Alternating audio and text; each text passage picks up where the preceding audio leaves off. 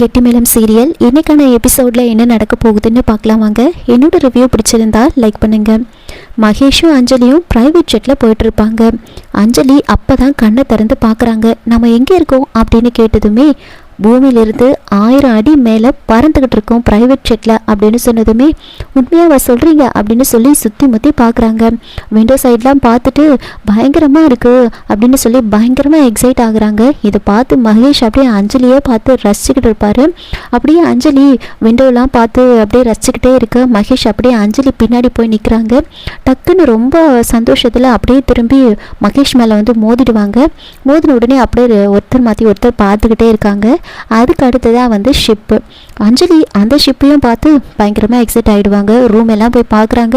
இதில் இந்த அளவுக்கு இருக்குமா, ப்ரைவேட் ஜெட் மாதிரி இது ப்ரைவேட் ஷிப்பா அப்படின்னு சொல்லி ரொம்ப சந்தோஷமாக பேசுகிறாங்க. எப்படி நீங்கள் இதெல்லாம் பண்ணீங்க அப்படின்னு கேட்க, இதை விட பெருசாக பண்ணணும்னு தான் நினச்சேன். ஆனால் உனக்கு பிடிச்சதை பண்ணாதானே உனக்கு சந்தோஷம், அதனால தான் உனக்கு பிடிச்சதையே நான் பண்ணேன் அப்படின்னு சொல்கிறாங்க. சரி நான் வேணும் ஒரு பாட்டு பாடட்டுமா அப்படின்னு சொல்லி அஞ்சலி வந்து ஒரு பாட்டு பாடுறாங்க. அதுக்கப்புறமா கேக்கெல்லாம் வந்து கட் பண்ணுறாங்க. கேக் கட் பண்ணதுக்கு அப்புறமா வந்துட்டு அஞ்சலி வந்துட்டு சொல்கிறாங்க, எனக்கு இப்போ வந்து என்னோடய அம்மா அப்பா வந்து கூப்பிடணும் போல் இருக்குது, அம்மா அப்பான்னு கத்தணும் போல் இருக்குது அப்படின்னு சொல்கிறாங்க. அதுக்கு பெர்மிஷன் வந்து கேட்குறாங்க. அப்போது மகேஷ் வந்து சொல்கிறாரு, உனக்கு பிடிச்சதை பண்ணுறதுக்காகவும் நீ சந்தோஷமாக இருக்கணுன்றதுக்காக தான் நான் இது எல்லாமே பண்ணுறேன், நீ உனக்கு என்ன விருப்பமோ அதை பண்ணு அப்படின்னு சொல்ல அஞ்சலியும் அம்மா அப்பான்னு கத்துறாங்க. அதுக்கப்புறமா மகேஷ் வந்து அஞ்சலி கிட்ட வந்து சொல்கிறாரு, நீ வந்து உன்னோட அம்மா அப்பா பேரை சொல்லிட்டேன், நான் வந்து இப்போது உன் பேரை சொல்லி கற்றுட்டுமா அப்படின்னு சொல்ல, இதுக்காக நீங்கள் என் பேரை சொல்கிறீங்க அப்படின்னு கேட்க, உன் மேலே பாசம் காமிக்க, உன் மேலே அன்பாக இருக்க உங்கள் வீட்டில் அவ்வளோ பேர் இருக்காங்க, ஆனால் எனக்குன்னு யார் இருக்கா, நீ மட்டும்தானே இருக்க, என் மேலே பாசம் காமிக்க, என்ன லவ் பண்ண நீ மட்டும்தானே இருக்க, அதனால் உன் பேரை தான் நான் சொல்லுவேன் அப்படின்னு சொல்லி அஞ்சலின்னு கத்துறாங்க. 2 பேரும் டைட்டானிக்கில் வரா மாதிரி நின்றுட்டு வருவாங்க. அதுக்கு அடுத்ததாக வந்து ஒரு பார்க்கு. அங்கே போனதுக்கப்புறமா வந்துட்டு ஐஸ்கிரீம்லாம் இருக்கும். ஐஸ்கிரீம் பார்த்ததுமே வந்துட்டு அஞ்சலி வந்து சொல்கிறாங்க, எனக்கு மழையில் ஐஸ்கிரீம் சாப்பிட்றது தான் ரொம்ப பிடிக்கும் அப்படின்னு சொன்னதுமே, மழை தானே இன்னும் 5 செகண்டில் வரும் அப்படின்னு சொன்னதுமே, அது எப்படி வரும் அப்படின்னு சொல்ல, சரி நீ கண்ணை மூடு அப்படின்னு சொல்லிட்டு 5 4 3 2 1ன்னு சொன்னதுமே அப்படி தண்ணி கொட்டுது. எப்படி மழை வருது அப்படின்னு சொல்லி கண்ணை திறந்து அஞ்சலி பார்க்க சுற்றி நிறைய பேர் வந்துட்டு பைப் வச்சுட்டு தண்ணி வந்து மேலே அடிச்சுக்கிட்டு இருப்பாங்க. அதை பார்த்ததுமே அஞ்சலிக்கு ரொம்ப சந்தோஷமாயிடும். அங்கேயே அப்படியே டான்ஸ் ஆட ஆரம்பிச்சிருவாங்க.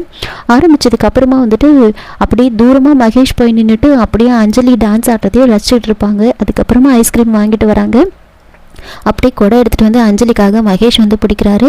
தனியாக ஒரு இடத்துல உட்காந்து 2 பேரும் ஐஸ்கிரீம் சாப்பிட்றாங்க. சாப்பிட்டு முடிச்சதுக்கப்புறமா மகேஷ் வந்து செல்ஃபி எடுத்துக்கலாம் அப்படின்னு சொல்லி செல்ஃபி எடுக்கிறாங்க. எனக்கு இதெல்லாம் பிடிக்கும் அப்படின்னு உங்களுக்கு எப்படி தெரியும் அப்படின்னு கேட்க, உன்னோட ஃபேஸ்புக் பேஜில் தான் நான் பார்த்தேன், அதை வச்சு தான் இதெல்லாம் நான் பண்ணேன் அப்படின்னு சொல்கிறாங்க. நீங்கள் என்னை எந்த அளவுக்கு சந்தோஷமாக பார்த்துக்கிறீங்களோ அதே மாதிரி கண்டிப்பாக உங்களையும் நான் சந்தோஷமாக பார்த்துப்பேன் அப்படின்னு சொல்ல, அப்போ மகேஷ் வந்து சொல்கிறாரு, நீ வந்து லைஃப் லாங் என் கூட இருந்தாலே போதும், எனக்கு என்னோடய லைஃப் ஃபுல்ஃபில் ஆன மாதிரி தான் அப்படின்னு சொல்கிறாங்க. அதுக்கு அடுத்ததான் வந்துட்டு ஒரு ஹோட்டலுக்கு வந்து போகிறாங்க. அங்கே போனதுக்கப்புறமா வந்துட்டு அங்கே வந்து மகேஷ் வந்து ஆர்டர் பண்ணலான்னு வரும்போது அவர் திடீர்னு என்ன பண்ணுறாருன்னா, ஒரு நிமிஷம் வெயிட் பண்ண அப்படின்னு சொல்லிட்டு தனியாக வந்து அஞ்சலியோட அண்ணிக்கு கால் பண்ணுறாங்க. கால் பண்ணி அஞ்சலிக்கு என்ன பிடிக்கும் அப்படின்னு கேட்க, அவளுக்கு பானிபூரினா ரொம்ப பிடிக்கும், அதுவும் வெரைட்டியான ரொம்ப விரும்பி சாப்பிடுவா அப்படின்னு சொன்னதுமே சரியாக நேராக வந்து உட்காந்துட்டு வெயிட்டரை கூப்பிட்டு பானிபூரின்னு ஆர்டர் பண்ணுறாங்க. வெரைட்டியாக இருக்கணும் அப்படின்னு சொன்னதுமே அஞ்சலி அதை கேட்டு, எனக்கு பானிபூரி பிடிக்கும் அதுவும் வெரைட்டியாக பிடிக்கும்னு உங்களுக்கு எப்படி தெரியும் அப்படின்னு கேட்க, உங்கள் அண்ணிக்கிட்ட தான் கேட்டேன் அப்படின்னு சொல்கிறாங்க. அதுக்கப்புறமா ஆர்டர் பண்ணதுக்கு அப்புறமா வந்துட்டு மகேஷ் வந்துட்டு பாக்கெட்டில் கையை விட்டு பார்ப்பாரு. அவரோட வாலெட் வந்து மிஸ் ஆகிருக்கும்.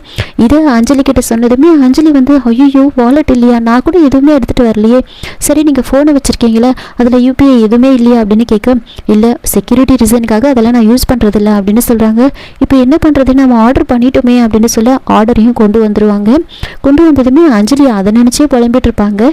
அப்போ மகேஷ் வந்துட்டு, அதெல்லாம் ஒன்றும் இல்லை நீ சாப்பிடு அப்படின்னு சொல்கிறாங்க. அதனால் அஞ்சலி அதில் கையே வைக்க மாட்டாங்க, யோசிச்சுக்கிட்டே உட்காந்துட்டு இருப்பாங்க. மகேஷ் வந்து, நீ சாப்பிட்டுட்டு நான் வரேன் அப்படின்னு சொல்லி மகேஷ் அங்கேருந்து எந்திரிச்சு வராங்க.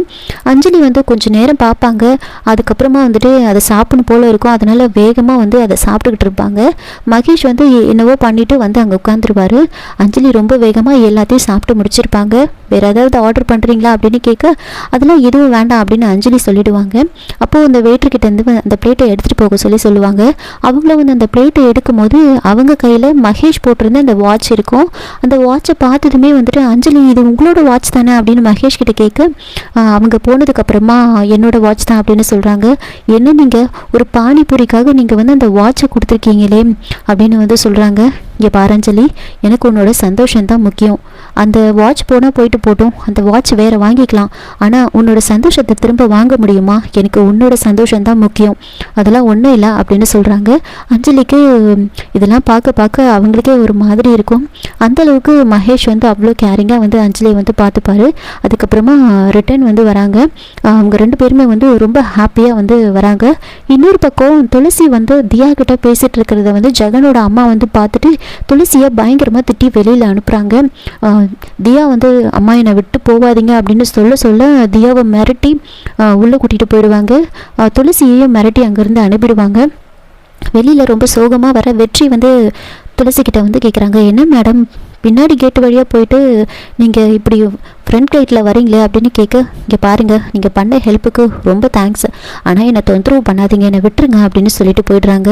அடடா என்ன இவங்க எப்படி பேசுகிறாங்களா அப்படின்னு நினச்சிக்கிட்டு வெற்றி அமைதியாகிடுவார். வீட்டுக்கு போனதுமே வந்து துளசி அங்கே நடந்த விஷயத்த சொல்லி பயங்கரமாக அழறாங்க. தியாவை ரொம்ப கொடுமைப்படுத்துகிறாங்கம்மா, அவ்வளோ செல்வாக்காக வாழ்ந்த பொண்ணு, அவளுக்கு ஒரு வேளை சாப்பாடு கூட கொடுக்க மாட்டுறாங்க, வீட்டில் எல்லா வேலையும் அவள் தான் செய்யணுமாம்மா.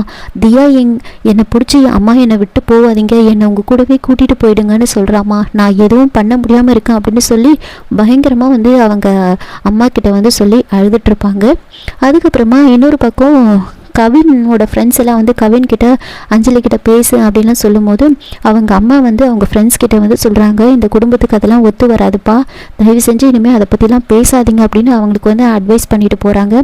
கவினும் வந்து என்னோட காதலை மறைச்சிக்கிட்டா அஞ்சலியும் சந்தோஷமாக இருக்கா, என் குடும்பத்தில் இருக்கிறவங்களும் வந்து நிம்மதியாக இருப்பாங்க, பரவாயில்ல இருக்கட்டும், நான் ரொம்ப அன்லக்கி அப்படின்னு அவர் ஒரு பக்கம் ஃபீல் பண்ணிகிட்ருப்பாரு. அதுக்கப்புறமா மகேஷ் அஞ்சலியை வீட்டில் கொண்டு வந்து ட்ராப் பண்ணுறாங்க. அப்போது உனக்கு ரொம்ப சந்தோஷமாக இருந்துச்சா அப்படின்னு கேட்க, அப்போது அஞ்சலி வந்து சொல்கிறாங்க, இல்லை எனக்கு சந்தோஷமாக இருந்துச்சான்னு கேட்குறீங்களே நீங்கள், எனக்கு நான் இந்த மாதிரிலாம் எனக்கு ஆசை இருக்குது அப்படின்னு சொன்னால் எல்லோரும் வந்து என்னை கிண்டல் பண்ணுவாங்க, அதெல்லாம் கனவுல தான் நடக்கும்னு சொல்லுவாங்க, ஆனால் அதெல்லாம் நீங்கள் நிஜமாக்கியிருக்கீங்க. எப்படி சொல்கிறது, ஒரு பையனோட லைஃப்பில் ஒரு பொண்ணு வந்தால் தேவதை வந்துட்டான்னு சொல்லுவாங்க, அதுவே ஒரு பொண்ணோட லைஃப்பில் ஒரு பையன் வந்துட்டா அதுக்கு என்ன சொல்கிறது, ஆண் தேவதைன்னு வச்சுக்கலாமா அப்படின்லாம் சொல்ல அதெல்லாம் பார்த்து மகேஷ் சிரிச்சுக்கிட்டே இருப்பாங்க. அதுக்கப்புறமா மகேஷ் வந்து சரி நான் உள்ளே போட்டுமா டைம் ஆச்சு அப்படின்னு அஞ்சலி கேட்க, அப்போ மகேஷ் வந்துட்டு இஃப் யூ டோன்ட் மைண்ட் உன்னோட மொபைல் நம்பர் கொடுக்குறியா அப்படின்னு கேட்க, அஞ்சலி வந்துட்டு மொபைல் நம்பரை வந்து சொல்கிறாங்க. இனிமேல் என்னோட லைஃப்பில் பெஸ்ட் மொமெண்ட் அப்படின்னா உன் கூட இருக்கிறதும் உன்னோட குரலை கேட்குறதும் தான் அப்படின்னு சொன்னதுமே அஞ்சலி வந்து அமைதியாக மகேஷை பார்த்துட்டு இருக்க, அஞ்சலி அங்கேருந்து கேட்டை சாத்திட்டு போகிற வரைக்கும் வந்து மகேஷ் அப்படியே அங்கேயே நின்றுட்டு அஞ்சலியை பார்த்துக்கிட்டே இருப்பாங்க. இதோட இந்த எபிசோடை வந்து முடிச்சிருக்காங்க. என்னோட ரிவ்யூ பிடிச்சிருந்தா லைக் பண்ணுங்கள், மறக்காமல் சப்ஸ்கிரைப் பண்ணுங்கள். தேங்க்யூ.